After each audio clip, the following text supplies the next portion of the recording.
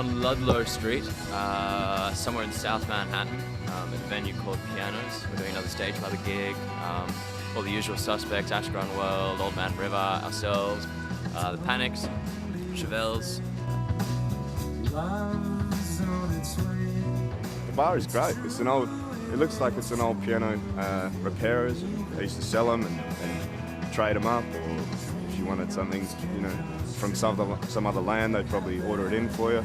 And now it's been converted to a bar, so it's great. It's got two little levels. You got like a couch bar up top where there's some young New Yorkers doing some sort of poetry song and stuff. So, and then there's the Aussie onslaught or assault. It is out the back, which is funny.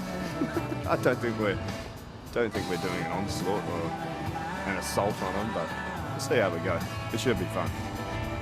This is my first time in New York, and it's really cold, but really cool. New York is amazing. You can see why people come and don't leave. This place is crazy. It's nuts. Bars are great. People are great.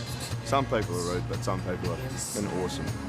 And, it's been mint. We've only been here 2 days, so we've got 3 more left.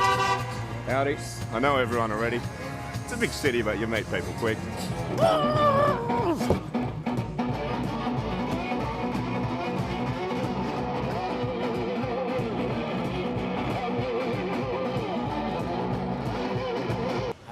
Hello everybody.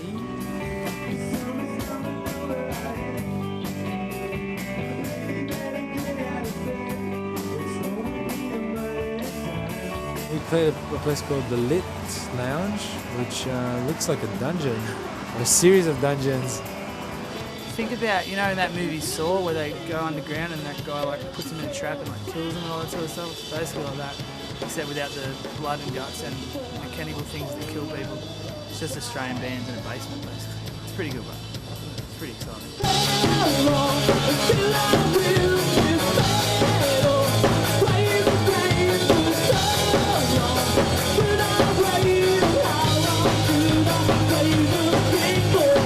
Barbie was cool. Barbie was really cool. A bit hot in the tent there. It was like a greenhouse, but it was great. Really good vibe, and vodka in the sun's always a good mix with the punters. So a lot of people there, a lot of press and publicity people that were coming down for the label, and the Australian Music Collective got together as well, which was fantastic. They did an absolutely fantastic job to see that.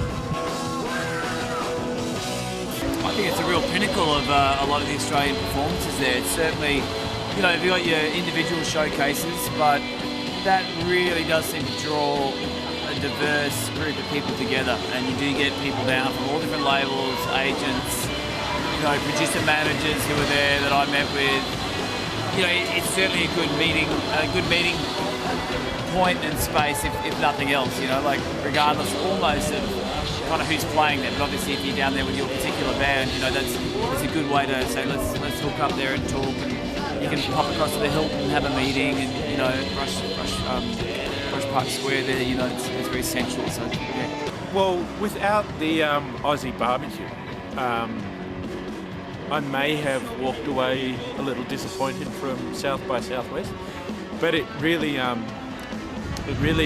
putting on the Barbie and that context, it was a festival context, actually liquored people up a little bit, and that gave me the forum to do what I actually do, and that was my only chance to really do that.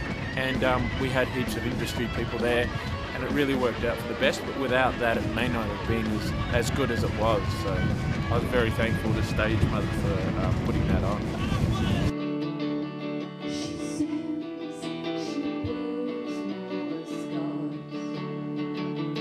It's been very smooth for me. This is my first time overseas playing in a band. It's been a lot of fun and very big experience for myself.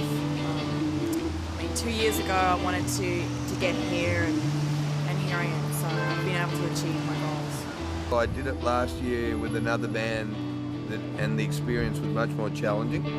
There's a natural momentum for these bands, which is exciting. It does make me think that the go-betweens, the Bad Seeds and the Triffids were pioneers though, that made our jobs a lot easier. Those bands, and they were hopped up on hard drugs as well. So yes sir. that made it even harder. They had no stage mothers to help them book their show. They probably had no managers. They probably had a heroin dealer in every town, and a bad habit and a problem. And so I'm tipping my hat to our punk rock forefathers. You know, the first year I went, I think the Hoodoo Gurus were playing, Expatriate, and somebody else really amazing was there the first year that I'm forgetting. And then this year it was Paul Kelly and the Stems, and then our bands played. And, you know, there's always production issues, but the thing that inspires me most is these guys, the Stage Mothers guys, Glenn and Marion. Like, I don't know the details of the situation, but my guess is they do it just because they care. I don't even know what they get out of it, but they, for me, provide what we were talking about with the forefathers before. With just a needle and and a heroin dealer. These guys have got so much more than that. You've got an infrastructure that's been built by people who care. Going, I'll get you a show in LA, I'll get you a show in a few shows in Austin, some shows in New York, some shows in London, and that's amazing. And then it's kind of up to the band. It's like, if you're any good, the opportunities will be presented for you to capitalise on. So.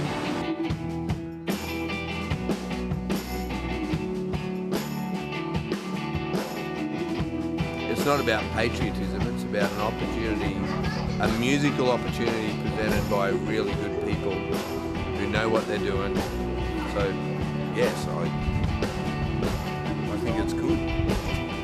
I think it's whether you're unsigned or you're signed, I think it's worthwhile coming to, because the people that attend the conference are really interested in music. That's why they're there. So, you know, as long as you're prepared, you'll get something out of it for sure.